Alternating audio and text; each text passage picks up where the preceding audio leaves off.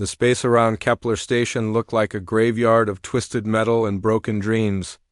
Jake Morrison stood at the big window of the Earthship horizon and watched pieces of the destroyed station float past like ghost ships in the dark. He had been a soldier for 12 years, but seeing an entire space station blown apart still made his stomach turn. 3,000 people had lived and worked there just 2 weeks ago. Now there was nothing left but debris and silence. "Lieutenant Commander Morrison to the bridge, please," came the voice over the ship's speakers. Jake straightened his uniform and walked quickly through the corridors. The Horizon was one of Earth's newest ships, but it still smelled like metal and recycled air. His boots made soft sounds on the floor as he hurried to answer the call. The bridge was busy with activity when Jake arrived. Captain Ben Hayes stood in the center looking at the main screen with his arms crossed. Hayes was a tough man with gray hair and lines on his face from years in space. He had fought in the Mars Rebellion and survived the asteroid wars. If Hayes looked worried, then something serious was happening. "Sir, you called for me?" Jake said as he stepped up beside the captain. Hayes pointed at the screen. "Look at that, Jake, and tell me what you think." On the screen was a ship unlike anything Jake had ever seen. It was not made of the sharp angles and straight lines that human ships used. Instead, it curved and flowed like it had grown instead of being built. The hull seemed to change colors as he watched it, shifting from silver to deep blue and back again. It was beautiful and strange and completely alien. "Where did it come from, sir?" Jake asked quietly. "We don't know." "It appeared about an hour ago near the outer edge of the debris field. Lisa has been trying to contact them, but they only just started responding." Lisa Park sat at the communications station with her headset on. She was young and smart and had joined the crew just 6 months ago. Her fingers moved quickly over her controls as she worked to establish contact with the alien ship. "I've got them, sir," Lisa called out. "They're responding to our standard greeting protocols." The main screen flickered and changed. What appeared made Jake's breath catch in his throat. It was definitely a person, but not human. She was covered completely in some kind of armor that looked alive. The metal seemed to move and shift on its own, and there were no visible joints or seams anywhere. Only her eyes could be seen through a clear section of the helmet, and they were large and purple and filled with intelligence. "I am Zara of the Veilter people," the figure said. Her voice came through the translation system with a musical quality. That was pleasant to hear. "We need help. Our ship is dying, and we will die with it if you cannot aid us." Captain Hayes stepped forward. "This is Captain Ben Hayes of the United Earthship Horizon. We will help in any way we can. What is your situation?" Zara's form seemed to waver slightly on the screen. Jake could see that her hands were shaking even through the strange armor she wore. The dead planet below released poison into space when it was destroyed. "The poison has gotten into our ship's air systems. We cannot remove our protection suits, but the systems that keep us alive inside them are failing. We have very little time left." Jake felt a chill run down his spine. These were not just words from an alien asking for help. This was a person facing death and reaching out to strangers for salvation. The weight of being humanity's first contact with another intelligent species suddenly felt very heavy. "How long do you have?" Hayes asked. "Perhaps 6 of your hours. Maybe less." Zara's voice carried the calm acceptance of someone who had already faced their own mortality.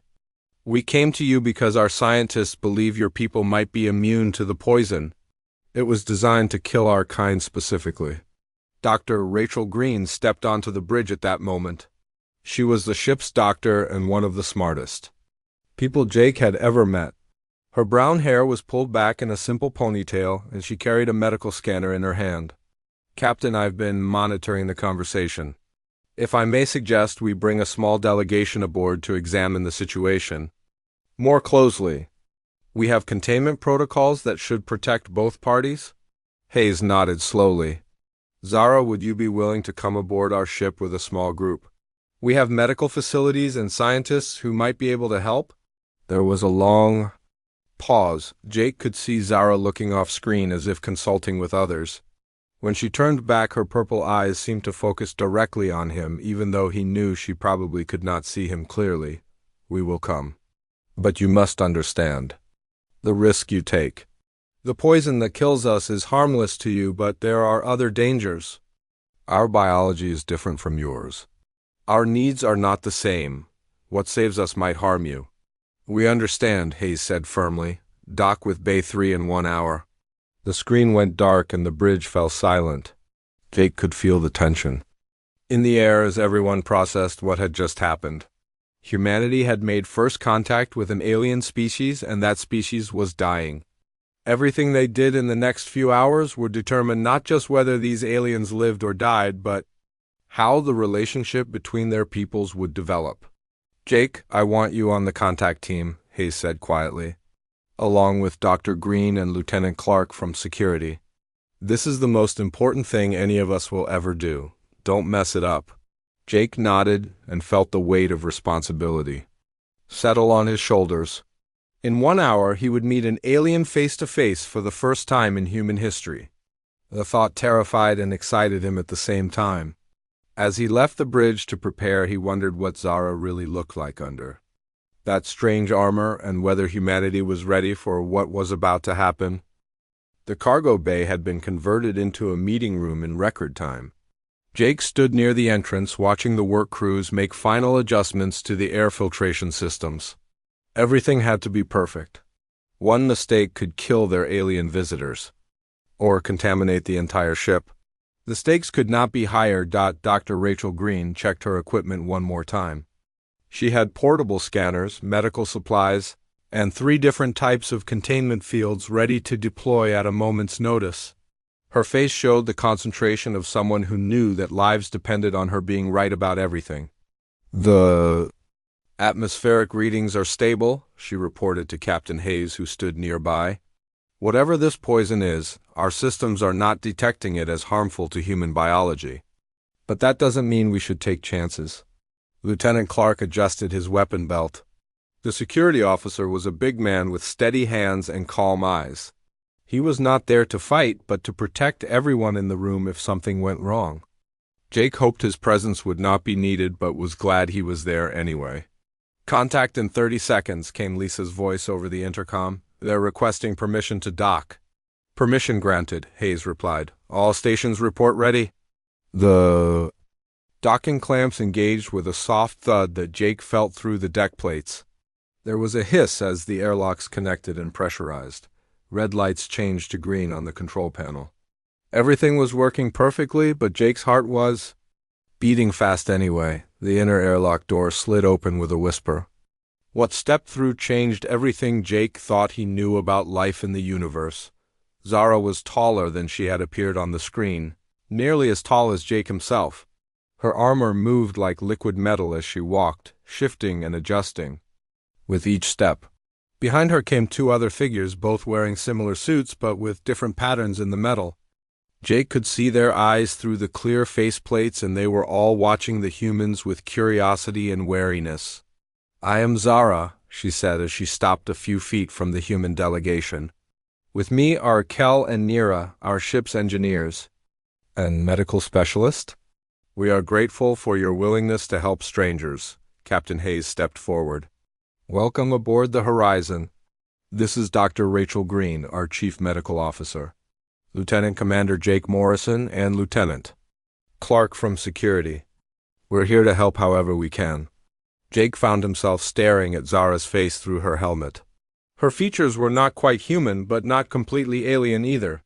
Her skin had a faint purple tint that matched her eyes, and there were subtle ridges along her cheekbones that gave her face an elegant appearance.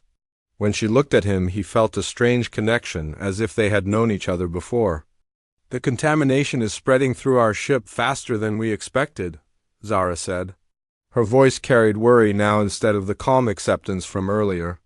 "We have perhaps 4 hours before life support fails completely." Dr. Green activated her scanner and pointed it at the 3 aliens. "I'm reading elevated stress indicators, but no immediate medical emergencies. Can you tell me more about this poison and how it affects your people?" Nira, the medical specialist, stepped forward. She was smaller than the others, and her armor had intricate patterns that seemed to pulse with soft light. The spores attach to our respiratory systems and multiply rapidly. They block oxygen absorption and produce toxins that shut down our organs. For your people, they appear to be completely harmless. But you can't remove your armor to let us help directly, Jake said, understanding the problem immediately. Correct, Kel replied. His voice was deeper than the others and carried the weight of someone used to solving difficult problems. Our armor is not just protection, it is life support. The atmosphere of this ship, while suitable for you, would kill us in minutes. The pressure is wrong, the radiation levels are different, the chemical composition would burn our lungs. Jake felt a sinking sensation in his stomach. How could they help people they could not even touch? The aliens needed their armor to survive, but the armor was contaminated and failing. It seemed like an impossible situation. What if we could create an environment where you could safely remove your armor? Dr. Green asked. A containment chamber? With your atmospheric requirements. Zara and her companions looked at each other. Jake could see them having some kind of silent conversation through their helmet displays. When Zara turned back to the humans, her purple eyes were filled with something Jake had not expected to see. Hope. That might be possible, she said slowly. But there are complications you do not understand. Our armor is not like your clothing. That can be put on and taken off easily. It integrates with our biology. The process of removal requires assistance that we cannot provide for ourselves. What kind of assistance? Hayes asked. Physical contact? Hands-on manipulation of the neural interfaces and biological connections. In our culture, this level of intimacy is reserved for family members or life partners. We would be asking you to participate in something very personal and sacred to our people. The cargo bay fell silent. Jake understood now why Zara had seemed so conflicted earlier. They were not just asking for medical help. They were asking humans to participate in something deeply meaningful to their culture, to trust strangers with their most vulnerable moments. There's more, Nira added quietly. The person who assists in the armor removal becomes responsible for the life of the one being helped. If something goes wrong, if the environment is not perfect, if any mistake is made, death is almost certain. Among our people, this responsibility is not given lightly. Jake found himself speaking before he fully realized what he was going to say. I'll do it. Everyone turned to look at him. Captain Hayes raised his eyebrows. Dr. Green looked surprised. But Zara's eyes showed something that might have been relief.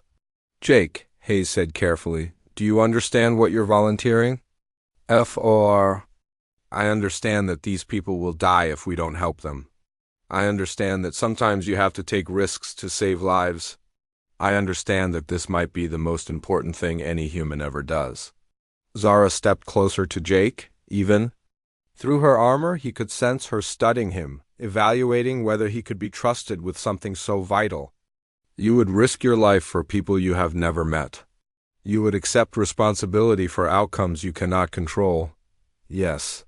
This decision will change both of our peoples forever. Success or failure, what happens here will be remembered by both our species for all time, Jake nodded. Then we better make sure we succeed. Dr. Green was already pulling up technical readouts on her portable display. We'll need to construct a specialized chamber. Atmospheric composition, pressure, temperature, radiation shielding, everything has to be exact. How long do we have? 3 hours and 47 minutes. Kel replied after checking something on his armor's display. It was going to be close. The next 3 hours passed faster than any time in Jake's life. The entire crew of the Horizon worked together to build something that had never existed before. A containment chamber that could support alien life while allowing humans to work inside it safely. Engineering teams pulled components from storage. Medical staff prepared equipment that might be needed for alien biology. Even the kitchen staff helped by preparing special atmospheric mixtures. Jake stood in the newly constructed chamber wearing a specialized suit that Dr. Green had designed. It was lighter than a full environmental suit but still provided protection if something went wrong. Through the clear walls, he could see Zara waiting in the preparation area with her companions. Her armor's life support systems were showing red warning lights that blinked faster with each passing minute. "Final systems check," Dr. Green's voice came through his helmet radio. She was monitoring everything from the control room next door. "Atmospheric pressure is set to Velter normal. Temperature optimal, radiation shielding active. Jake, your suit is reading green across the board." Captain Hayes stood beside Dr. Green, watching through the observation window. His face showed the tension they all felt. This was humanity's first attempt to save an alien life. Success would open doors to friendship and cooperation between species. Failure would mean death and possibly the end of peaceful relations before they had really begun. "Zara," Jake spoke into his communicator, "are you ready?" Through the wall, he could see her nod. Her companions, Kel and Nira, were saying something to her that he could not hear. Their body language suggested they were offering encouragement and support. When they finished, Zara walked alone to the chamber entrance. The airlock cycled and Zara stepped inside. Jake was struck again by how graceful her movements were despite the heavy armor she wore. Her purple eyes met his through both their helmets, and he saw determination mixed with fear. "The contamination has reached critical levels," she said. Her voice sounded strained now, as if speaking itself was becoming difficult. "We must begin immediately, or the damage to my respiratory system will be irreversible."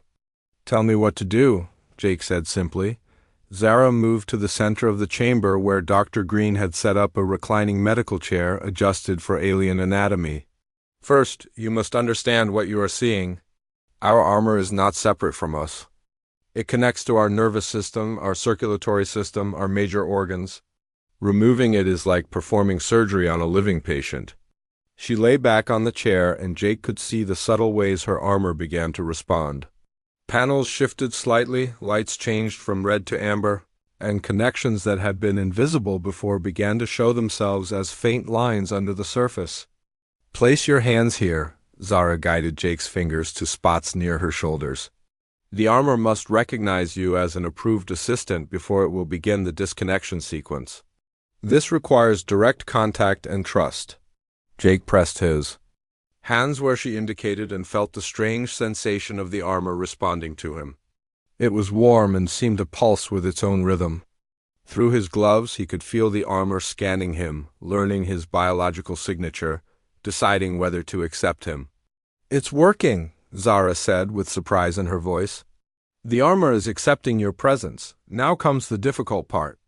For the next several minutes, Zara guided Jake through a process unlike anything he had ever experienced. The armor began to separate along lines that became visible only when the disconnection started. Jake had to support sections as they came away, guide connections as they detached, and monitor readings that appeared on displays built into the armor itself. "Your hands are steady," Zara observed as Jake worked to disconnect a particularly complex section near her spine. "Many of our own people struggle with this process because they fear causing pain." "Am I hurting you?" Jake asked with concern. "Yes, but it is necessary pain. The connections must be severed completely, or the contamination will remain in the biological interfaces." Her voice was tight with effort, but she continued to guide him through each step. As more of the armor came away, Jake began to see Zara's true form. Her skin was the same purple shade as her eyes, with intricate patterns that seemed to shift and move like living tattoos. She was more delicate than her armor suggested, but there was strength in her movements that spoke of evolution on a world very different from Earth. "The neural crown is next," she said, indicating the complex assembly around her head. "This is the most dangerous part. If the connections are damaged, I could lose consciousness or worse." Jake's hands moved with careful precision as he worked to detach the crown. He could feel Zara's trust in every movement she made to help him. She was placing her life completely in his hands, trusting a member of an alien species she had met only hours before. "There," she breathed as the final connection came free. "The armor is fully disconnected." For the first time, Jake could see Zara without any barriers between them. She was beautiful in a way that was both alien and familiar. Her features were elegant and refined, her movements graceful even in her weakened state. But what struck him most was the vulnerability in her eyes. Without her armor, she looked fragile and exposed. "Now we must clean everything," she said. "Every surface of the armor, every biological connection point, every sensor and interface. The spores are microscopic, but they are persistent." Jake began the cleaning process using the special solutions Dr. Green had prepared. It was detailed work that required attention to every small component. As he worked, Zara talked about her people and their history. "We were not always so dependent on our armor," she explained. "Long ago, we were explorers like your people. We traveled between worlds and met other species. But then came the great catastrophe. Our home world was attacked by a plague similar to what we face now. Those who survived learned to seal themselves away for protection." "You've been living in those suits ever since?" Jake asked as he carefully cleaned a complex sensor array. "For over 300 generations. We forgot what it felt like to breathe natural air, to feel temperature changes on our skin, to touch another person directly. We became isolated not just from other species but from life itself." Jake paused in his work. "This must be terrifying for you then." Being exposed like this, Zara was quiet for a moment. "Terrifying, yes, but also liberating. I had forgotten what it felt like to be truly alive rather than just surviving." The cleaning process took over an hour. Jake worked methodically through every component while Zara rested on the medical chair. Dr. Green monitored her vital signs and reported that she was stable, but growing weaker as time passed. "The contamination is eliminated," Dr. Green finally announced. "All scans show the armor is clean and ready for reconnection." But as Jake began the process of helping Zara back into her armor, something had changed. The reconnection was different from the removal. The armor seemed more responsive, more alive. The rigid barriers that had separated Zara from her environment were still there, but they felt more like a second skin than a prison. "Something is different," Zara said as the final connections engaged. "The armor feels ... more connected to me. More part of me than separate from me." Dr. Green was studying her readings with excitement. "The armor appears to have adapted to the experience. It's maintaining life support but allowing for much greater environmental interaction. The barriers are still there, but they're permeable." Now, Zara stood and Jake could see that she moved differently than before. The rigid mechanical precision was gone, replaced by fluid natural movement. When she looked at him, her expression was clearly visible through the now transparent face. "Plate, you have given me more than life," she said quietly. "You have given me the possibility of truly living again." The success with Zara changed everything aboard the Horizon. Word spread quickly through the ship that the alien had not only survived, but seemed to be healthier than before. Jake found himself something of a celebrity among the crew, though the attention made him uncomfortable. What they had accomplished felt too important and too personal to be treated as entertainment. Dr. Green called him to the medical bay the next morning to discuss what had happened. She was excited in the way that scientists get when they discover something completely new and unexpected. "Jake, what we accomplished yesterday goes beyond just saving a life," she said as she showed him the readings from the procedure. "The armor didn't just reconnect to Zara, it evolved. It learned from the experience and adapted its entire operational structure." Jake studied the displays, but most of the technical information was beyond his understanding. "What does that mean?" "Exactly. It means the armor is no longer just life support. It's become a true interface between Zara and her environment. She can experience things directly while still being protected. Touch, temperature, even chemical analysis of her surroundings. The rigid barrier between her and the world has become permeable." Before Jake could respond, the door chimed and Zara entered. Jake was still getting used to seeing her face clearly through the transparent helmet. Her expressions were easier to read now, and he could see that she was excited about something. "Jake, Dr. Green, I wanted to thank you again and to share something important," she said. "I have been in contact with my ship and my people. The news of what happened here has caused great excitement and some concern. Concern? Dr. Green asked. My people have lived in isolation for so long that the idea of change frightens many of them. But there are others who are eager to learn what I have learned. They want to understand how connection and protection can exist together instead of being opposed to each other. Jake leaned against the medical equipment. And what have you learned? Zara was quiet for a moment, as if organizing her thoughts. I learned that your people possess a kind of courage that mine have forgotten. You willingly make yourselves vulnerable in order to truly experience life. You risk pain and loss because the alternative is not really living at all. That doesn't sound very smart when you put it that way, Jake said with a slight smile. But it is smart, Zara replied seriously. My people became so focused on avoiding all risk that we stopped growing, stopped learning, stopped connecting with others. We survived, but we were not truly alive. Dr. Green pulled up another set of readings. Zara, I'd like to run some tests. If you're willing, I want to understand how your armor's new configuration works. It could have implications for human technology as well. Of course. But I also have a proposal that I hope you will consider. Captain Hayes entered the medical bay at that moment as if he had been waiting for his cue. Zara has been discussing her proposal with me this morning. I think you both should hear it. Zara straightened in the way that Jake was learning meant. She was about to say something important. My ship carries representatives from several of our worlds. We were traveling to a great gathering of our people when the contamination occurred. This gathering happens only once every 50 cycles, and it determines the direction of our civilization. You're saying this is some kind of government meeting? Jake asked. More than that. It is where we decide our relationship with the rest of the galaxy. For generations, we have chosen isolation and protection over interaction and growth. But what happened here, what you showed me, Jake, proves that there is another way? Jake felt a familiar weight settling on his shoulders. What are you asking? I want you to come with me to the gathering. I want you to show my people what I have learned. I want them to see that vulnerability and strength are not opposites but partners. The medical bay fell silent. Jake looked at Captain Hayes, who was watching him with the expression of a commander who knew that history was being made in his medical bay. This is not a decision to make lightly, Hayes said.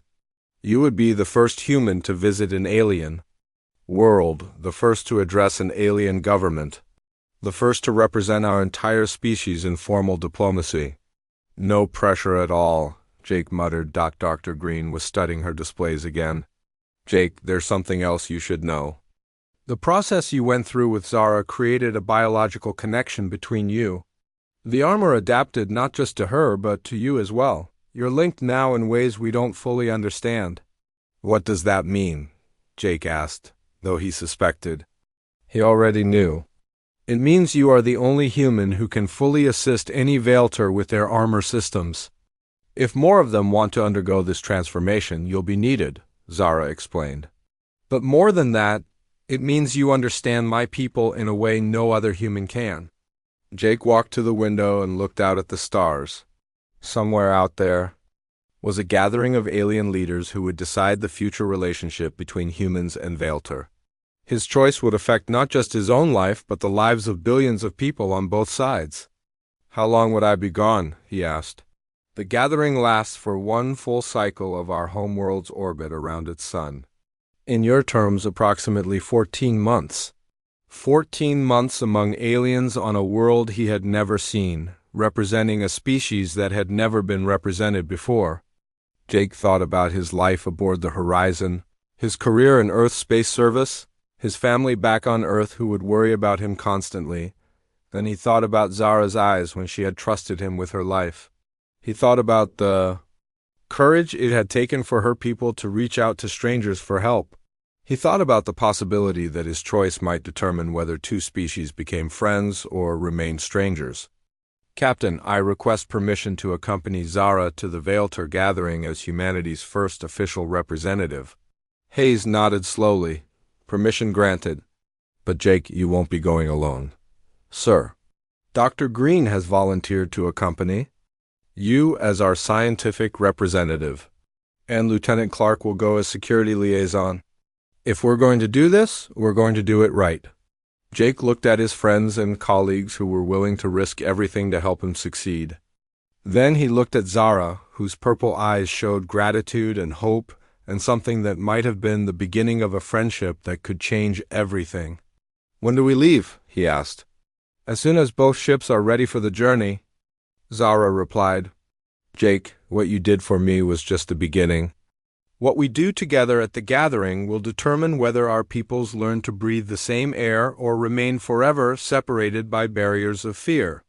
Jake nodded and felt the familiar weight of responsibility, but this time it was mixed with excitement. He was about to embark on the greatest adventure in human history.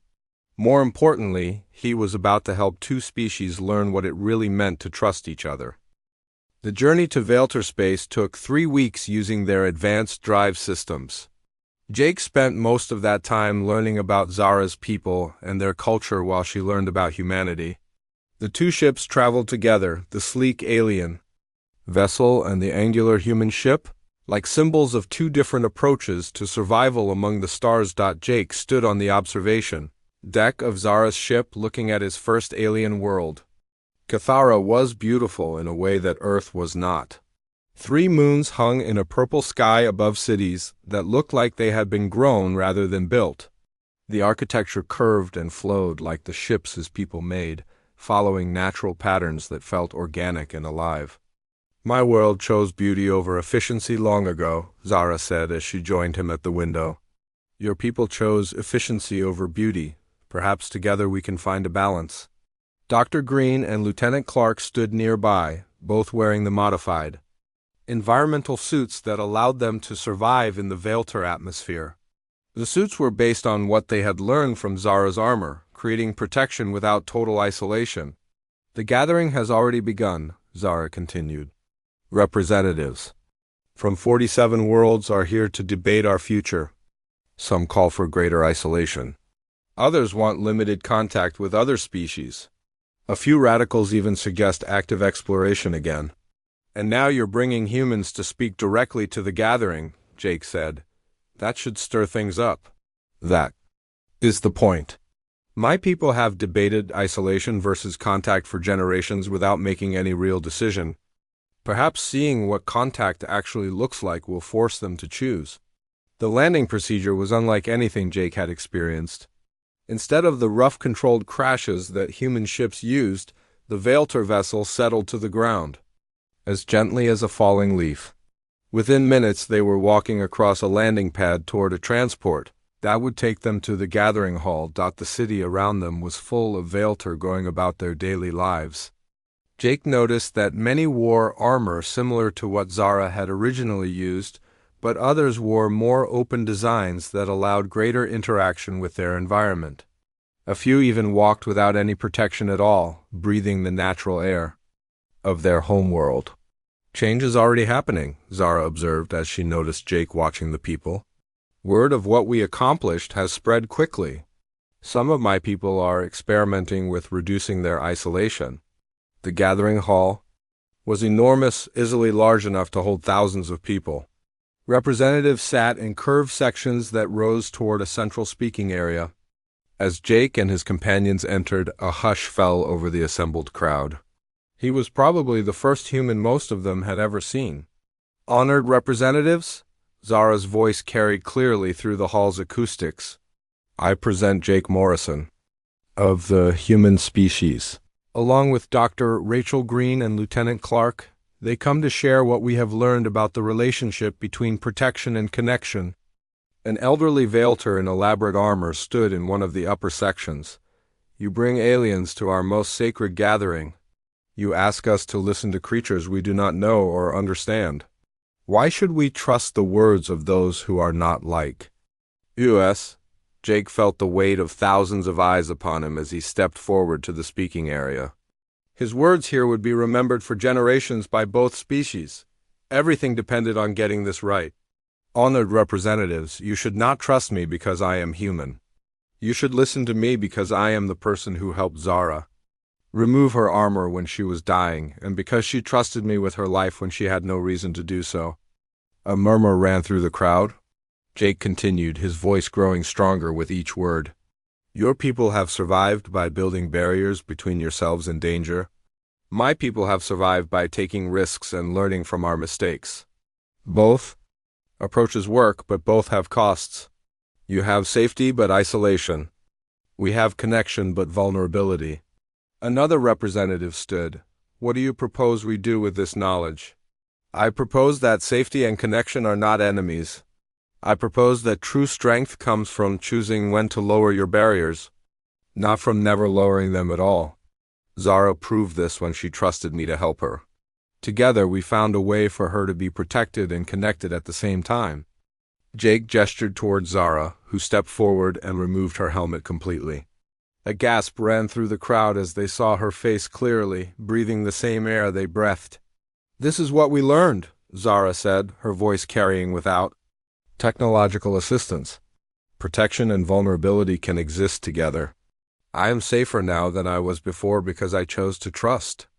I am more alive now than I was before because I chose to connect. The debate that followed lasted for hours. Representatives argued about risk and safety, about tradition and change, about the dangers of contact with other species. But Jake noticed that the tone was different from what Zara had described. Instead of theoretical discussion, they were debating practical possibilities. During a break in the formal sessions, Jake found himself surrounded by younger Vaelter who were curious. About humanity and Earth, they asked about human cities, human families, human dreams and fears. He realized that they were not so different from young people of any species, eager to explore and learn about the wider universe. You have given them hope, said an old Vaelter named Taran, who had introduced himself as Zara's mentor. 4. Too long our young people have known only the safety of armor and isolation. Now they see another possibility.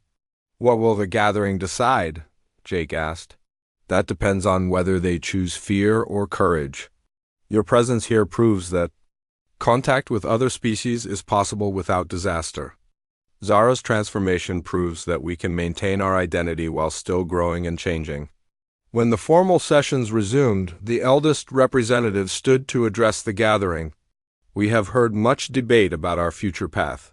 We have seen evidence that contact with other species can be beneficial rather than dangerous. The question before us is not whether change is coming, but how we will adapt to it. The voting process was complex and formal, involving not just the representatives but consultations with their homeworlds.